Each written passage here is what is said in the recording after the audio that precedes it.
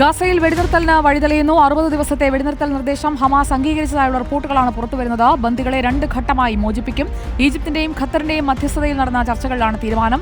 International ഡെസ്കിൽ നിന്ന് സായ്കുമാർ ചേരുന്നു നമുക്കൊപ്പം. Saikumar, good evening. നല്ല വാർത്തയാണ് വരുന്നത്. അൽ ജസീറ അടക്കം ഇക്കാര്യങ്ങൾ റിപ്പോർട്ട് ചെയ്യുമ്പോൾ ആധികാരികമാകുന്നു എന്ന് വേണ്ടേ കരുതാൻ?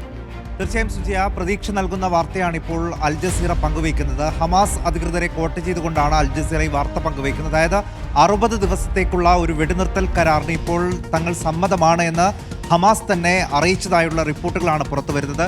ഖത്തറിൻ്റെയും ഈജിപ്തിൻ്റെയും പ്രധാനപ്പെട്ട നേതാക്കൾ കഴിഞ്ഞ കുറേ മാസങ്ങളായി ഒരു സമാധാന ശ്രമത്തിനായി മീഡിയേറ്ററായി പ്രവർത്തിച്ചു വരികയായിരുന്നു. അങ്ങനെ ഇരു വിഭാഗവുമായി ചർച്ചകൾ നടക്കുകയും ചെയ്യുന്നുണ്ട്.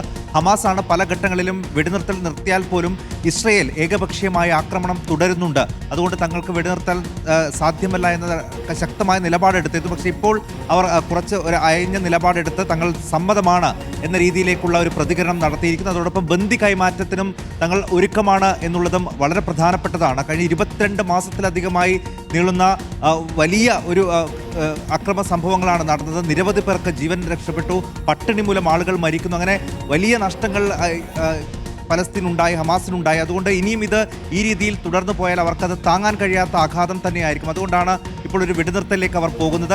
2 ഘട്ടമായി ബന്ദികളെ മോചിപ്പിക്കാനും തയ്യാറാണ് എന്ന് പറയുന്നു. ഇസ്രയേലാണെങ്കിൽ ബന്ദിമോചനമാണ് അവർക്ക്, ബന്ദികളെ വിട്ടുകിട്ടാത്തത് ഇസ്രയേലിനകത്ത് തന്നെ വലിയ പ്രതിഷേധം ഉണ്ടാക്കുകയും ചെയ്യുന്നുണ്ട്. എന്തായാലും ഈ കരാർ ഇസ്രയേൽ പാലിക്കുമോ എന്നുള്ളതാണ്. നേരത്തെയും വെടിനിർത്തൽ കരാർ ഉണ്ടായിരുന്നു, പക്ഷേ അത് പൂർണ്ണമായും ലംഘിക്കുന്ന സമീപനം ഇസ്രയേലിൻ്റെ ഭാഗത്ത് നിന്ന് ഉണ്ടായതും നമ്മൾ കണ്ടതാണ്. ഇപ്പോൾ നിലവിൽ എന്തായാലും ഹമാസ് ഇതിനൊരു സമ്മതം അറിയിച്ചിട്ടുണ്ട്. ഖത്തറിൻ്റെയും ഈജിപ്തിൻ്റെയും പ്രതിനിധികളോടാണ് ഹമാസ് ഇക്കാര്യം സമ്മതിച്ച്. അങ്ങനെയാണെങ്കിൽ 60 ദിവസത്തെ വെടിനിർത്തൽ അതിനെപ്പോൾ പ്രാബല്യത്തിൽ വരും, എന്തൊക്കെയാണ് അതിലുണ്ടായിട്ടുള്ള ധാരണകൾ എന്നത് സംബന്ധിച്ചുള്ള വിവരങ്ങൾ അല്പസമയത്തിനകം മാത്രമേ പുറത്തു വരികയുള്ളൂ. സുജയ, ഓക്കെ, ആ വിവരങ്ങൾക്കായി നമുക്ക് കാത്തിരിക്കാം. Thank you Saikumar for the update.